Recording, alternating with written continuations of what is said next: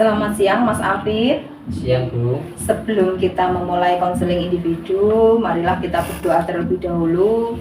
Semoga dalam kegiatan konseling individu ini berjalan dengan baik dan membawa manfaat untuk kebaikan kita semua. Berdoa, Bu Karti persilahkan.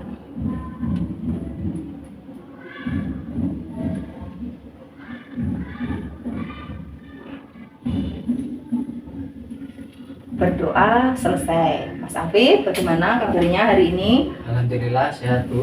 Nah, Bu Karti ucapkan terima kasih ya karena kamu sudah berkenan hadir memenuhi panggilan Bu Karti. Karena dengan hadirnya kamu di sini suatu bentuk sikap menghargai ya, dan terima kasih juga karena kamu sudah mau melaksanakan konseling individu ini. Bu Karti mau tanya ya, kamu tahu kenapa kamu dipanggil Bu Karti ke sini? Tidak Bu. Baiklah, Ibu bertanya sebelumnya kamu pernah atau tidak melakukan konseling individu? Belum pernah Bu. Belum. Dan apakah kamu tahu apa itu konseling individu? Wawancara pribadi Bu. Wawancara pribadi. Oh, baiklah. Hampir betul. Baiklah, Ibu jelaskan. Jadi konseling individu adalah suatu pemberian bantuan oleh seorang ahli, dalam hal ini adalah konselor. Konselornya di sini adalah Bu Karti kepada konseli. Konselinya adalah Mas Afif ya, yang bersifat pribadi atau privat, untuk membantu menyelesaikan atau memecahkan masalah yang sedang dihadapi konseli. Tujuannya apa? Tujuan dari konseling individu ini adalah membantu konseli menyelesaikan permasalahan yang dihadapi. Nah, tapi dalam hal melakukan konseling individu ini ada beberapa hal yang perlu diperhatikan ya. Yang pertama, Mas Afif dalam konseling nanti harus terbuka ya, menyampaikan semua permasalahan yang Mas Afif hadapi ya, dan juga Mas Afif rasakan itu seperti apa, jangan sampai ada yang ditutupi ya. Dan yang kedua, Mas Afif secara sukarela menyampaikan apa adanya permasalahan yang Mas Afif hadapi ya. Selanjutnya yang tidak kalah pentingnya dalam konseling individu ini ada azas yang namanya azas kerahasiaan, yang mana semua informasi yang Mas Afif sampaikan kepada Bu Karti itu tidak akan tersebar, jadi tidak akan diberitahukan kepada orang lain karena dalam hal ini bersifat rahasia. Gitu ya Mas Afif. Nah, dalam konseling individu ini kita akan melakukannya selama 40 menit ke depan. Nah, Mas Afif sudah siap? Siap Bu. Ya. Nah, dari apa yang disampaikan Bu Karti mengenai konseling individu, tujuan konseling individu, apakah ada yang ditanyakan oleh Mas Afif? Tidak Bu. Sudah jelas? Jelas. Ya, baik Mas Afif, kalau tidak ada yang ditanyakan lagi terkait penjelasan Ibu, bisa kita mulai konseling individu ini? Bisa Bu. Bisa. Baiklah, Ibu mau tanya sama Mas Afif.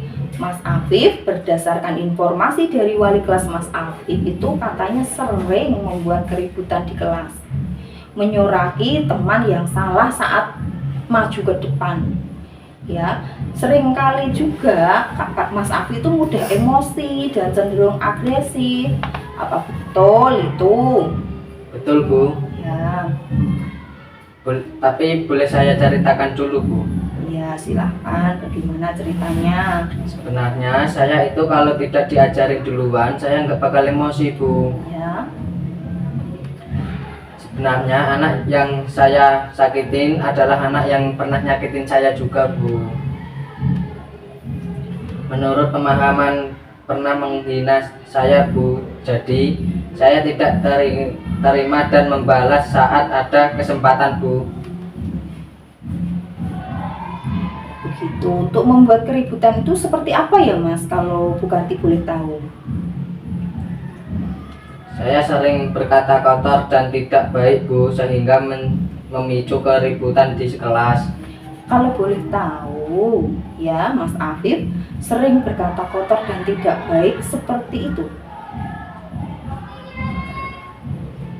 Begini Bu, untuk sering berbicara kotor itu saya di rumah sering ngopi dengan orang-orang yang lebih dewasa, yang lebih, dan kebanyakan bicaranya emang seperti itu Bu.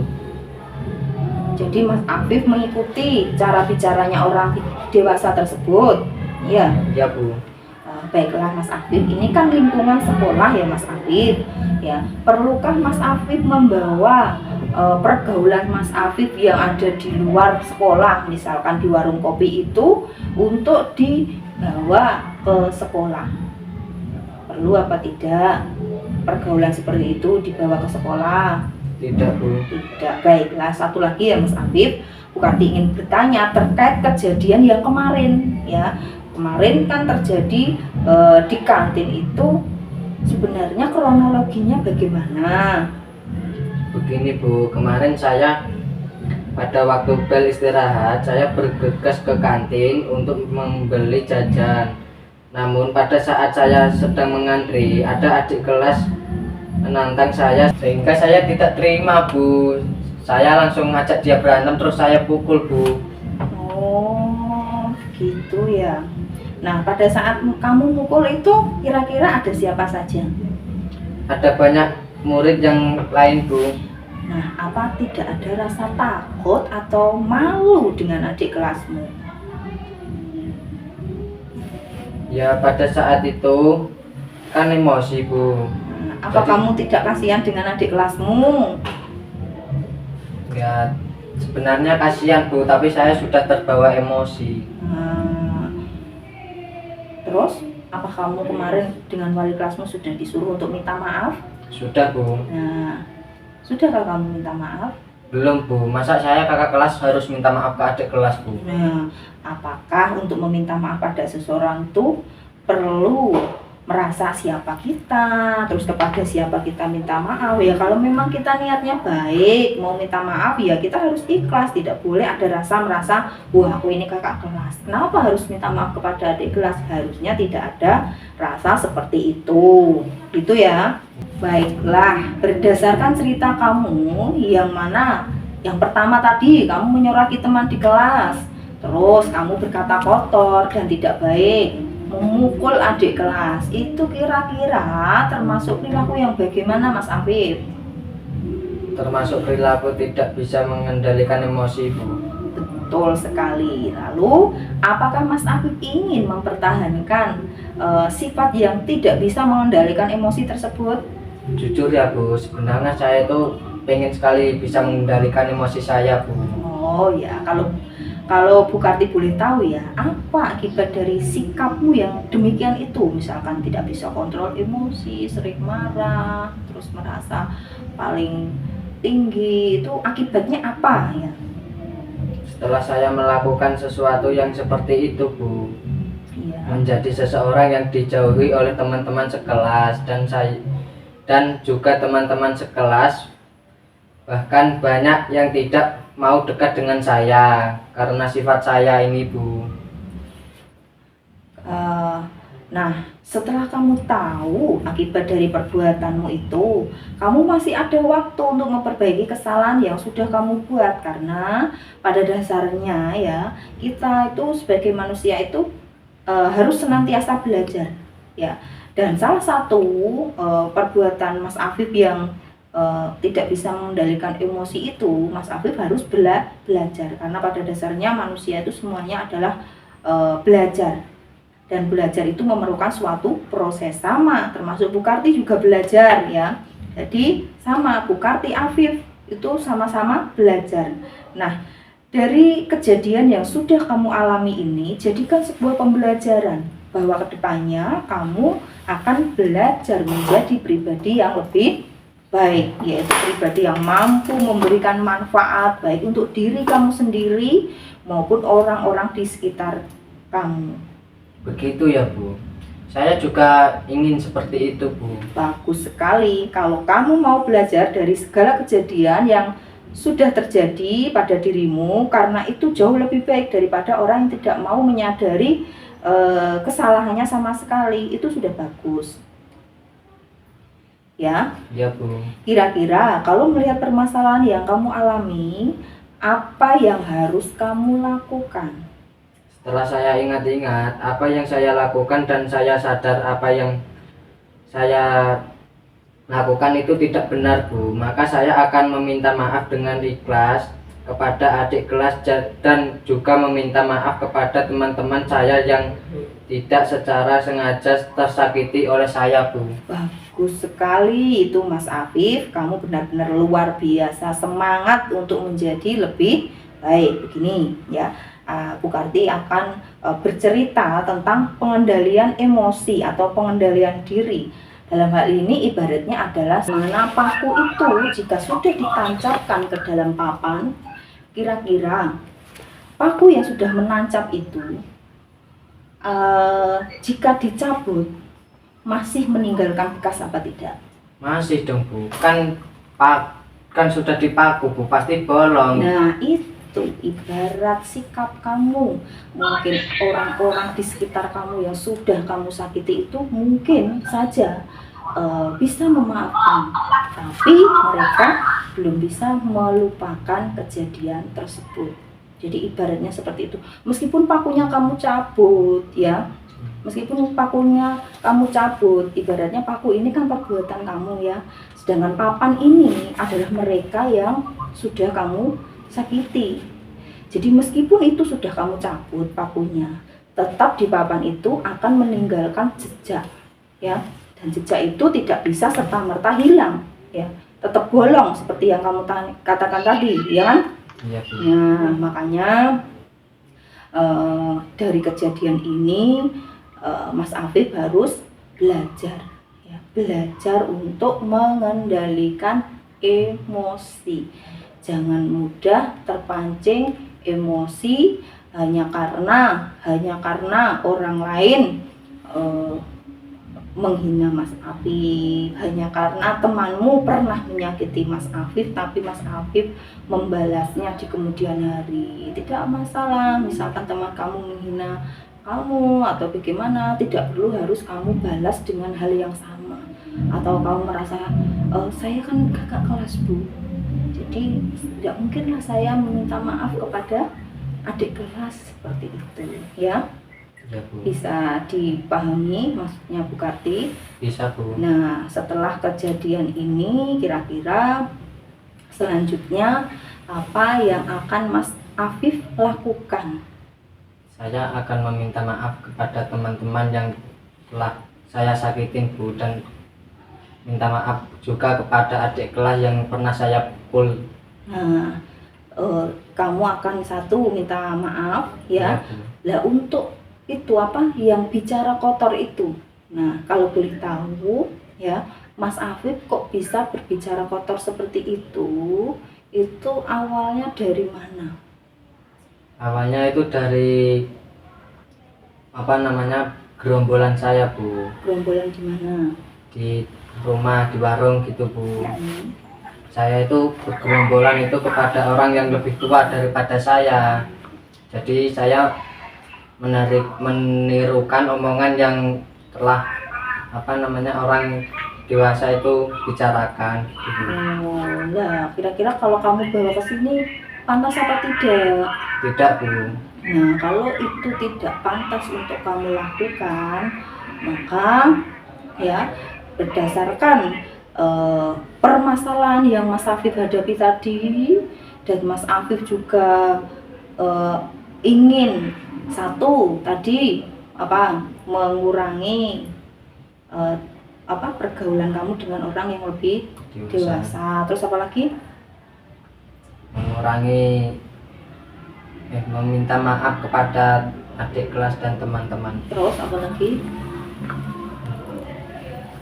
Tidak berbicara kotor. Tidak berbicara kotor. Mas Afif, Bu Karti pertegas lagi atas apa yang sudah kita bicarakan tadi. Semua kesalahan yang sudah kamu lakukan itu, yaitu menyurati teman di kelas, memicu keributan, berkata kotor, dan memukul adik kelas karena faktor pergaulanmu di luar rumah. Lalu Bu Karti boleh tahu adakah faktor yang lain? Ada, Bu. Faktornya saya niku kalau berangkat sekolah sering nongkrong di tempat parkiran dulu, Bu. Tidak langsung datang ke sekolah. Seperti itukah Mas Afif? Itu semua membuat Mas Afif merasa nyaman dengan itu? Tidak, Bu. Nah, baiklah, dari serangkaian sifat Mas Afif yang tidak bisa mengendalikan emosi dan Mas Afif berusaha memperbaiki diri, kira-kira langkah apa yang akan Mas Afif lakukan? Saya akan berusaha membuat diri saya lebih baik lagi, Bu. Betul? Ya, Bu. Apa saja itu? Tidak berbicara kotor, Ya, tidak mengejek teman atau memukuli adik kelas, ya. juga tidak nongkrong di parkiran motor atau sepeda motor, Bu. Bagus Mas Afif. Bagus itu kalau kamu sudah punya rencana seperti itu.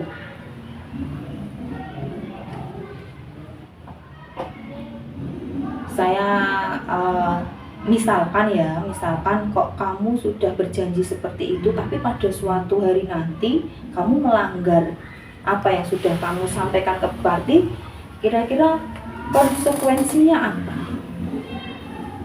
Saya akan siap menerima konsekuensi dan menerima sanksi yang berlaku di sekolah, Bu. Nah, kira-kira sanksi apa itu Mas Afif? Saya akan menyapu kelas sampai 1 minggu, Bu. Yakin tidak capek? Yakin, Bu. Nah, berarti Mas Afif menyampaikan ke teman-teman di kelas, lalu Mas Afif menyapu kelas selama 1 minggu begitu? Ya, Bu. Baiklah Mas Afif, saya berharap itu tidak hanya kamu sampaikan, namun kamu tuangkan dalam kontrak perilaku, ya. Ya, Bu. Baiklah Mas Afif, nanti silahkan kamu menulis ya kontrak perilaku. Kamu tuangkan apa yang sudah kita bicarakan tadi dalam kontrak perilaku supaya hal ini itu tidak menjadi sia-sia. Dalam konseling ini tidak sia-sia dan konseling ini menjadi efektif. Nanti jangan ada seperti ini. Nah, saya sudah menemui Bu Karti, saya sudah konseling individu sama Bu Karti, kok saya harus masih nulis kontrak perilaku? Sehingga ini menjadi beban pikiran kamu. Jangan ya, kamu ini tidak boleh menjadi beban. Kontrak perilaku ini jangan dijadikan sebagai beban ya, namun ini harus kamu jadikan sebagai motivasi untuk berubah menjadi lebih baik. Seandainya Mas Afif ingin melakukan berkata kotor atau ingin memukul teman, ingat ada kontrak perilaku ya, yang mana itu harus kamu jaga dan kamu harus berkomitmen itu ya. Dan Ibu harap apa yang sudah kamu tulis dalam kontrak perilaku nanti tidak hanya sebatas tulisan saja, sudah kamu tulis habis itu nanti lupa, tidak kamu laksanakan, tidak seperti itu ya. Tapi Bu Karti juga akan tetap memantau selama 1 minggu ke depan untuk mengetahui perubahan sikap apa yang sudah terjadi pada diri Afif. Apakah Afif sekarang sudah lebih baik? Dan dari mana Bu Karti kok tahu? Memantaunya dari mana? Mungkin bisa dari wali kelas, bisa dari teman-teman sekelasmu. Afif bagaimana kalau di kelas, Afif bagaimana kalau bergaul dengan temannya, seperti itu ya. Ya, Bu. Jadi kamu isi dulu kontrak perilaku yang nih kamu isi dulu nih kontrak perilakunya seperti apa.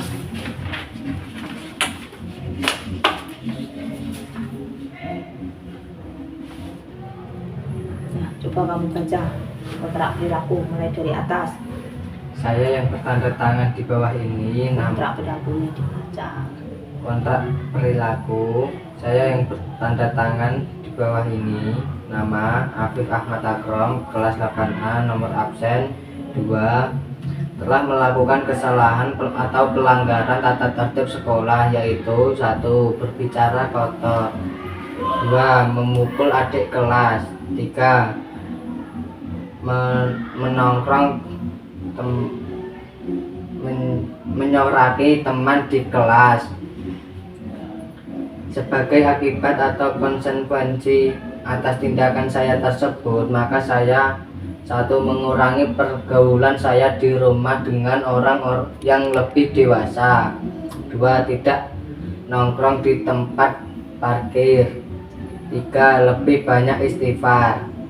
Jika saya mengulangi perbuatan saya, maka saya akan membersihkan kelas selama 1 minggu. Lurah 22 Januari 2024.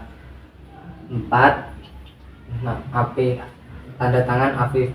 Ya, baiklah, sekarang Bukati akan menandatangani kontrak perilakumu, ya. Setelah kamu tulis nanti. Nah, Ibu harap tidak hanya sekedar kontrak perilaku ya, Afif, tetapi kamu betul-betul melaksanakan apa yang sudah kamu tulis dalam kontrak perilaku, ya. Dari serangkaian kegiatan yang sudah kita lalui tadi, Afif, permasalahanmu apa, terus konsekuensinya seperti apa, jika kamu ulangi lagi seperti apa. Jadi dari kegiatan ini kira-kira kesimpulannya apa? Kamu bisa apa? Kamu tahu tentang apa?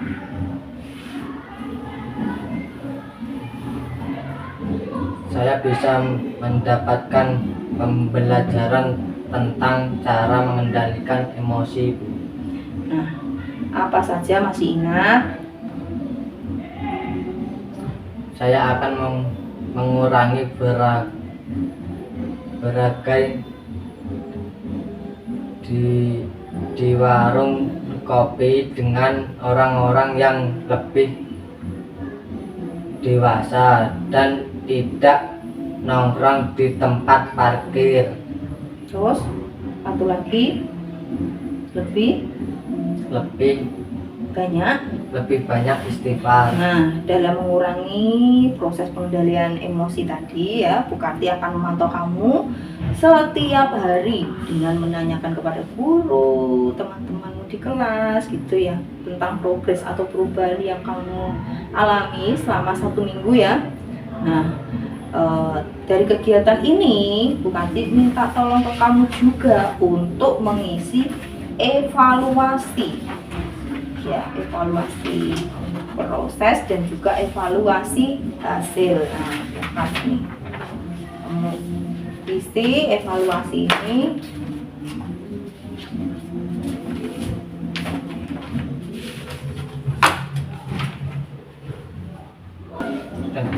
Nah, kalau kamu sudah mengisi evaluasi proses dan juga evaluasi hasil, ya, bagaimana perasaan kamu setelah melakukan konseling individu ini? Alhamdulillah, perasaan saya sudah lega. Nah, memang tidak bisa ya yang perasaan tiba-tiba hilang, paling tidak ya sedikit lega, ya. Kita sudah melakukan kontrak perilaku selama 1 minggu ke depan. Bukati akan memantau dan memonitor perkembangan kamu, apakah kamu betul-betul ada perubahan. Ya, kalau memang masih diperlukan lagi, kita masih ada sesi konseling berikutnya. Itu ya Mas Afif, ya. Iya, Bu. Nah, berhubung ini waktunya sudah habis, Bukati akhiri dulu, ya.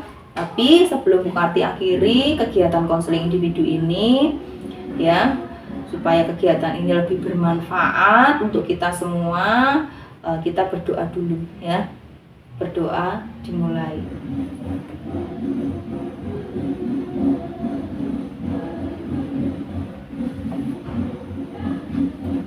Berdoa selesai. Terima kasih Mas Afif, ya. Bukati akhiri. Cukup sekian. Assalamualaikum warahmatullahi wabarakatuh. Waalaikumsalam warahmatullahi wabarakatuh. Terima kasih Bu. Iya, sama-sama. Silahkan habis konseling ini Mas Afif langsung kembali ke kelas ya. Ya Bu.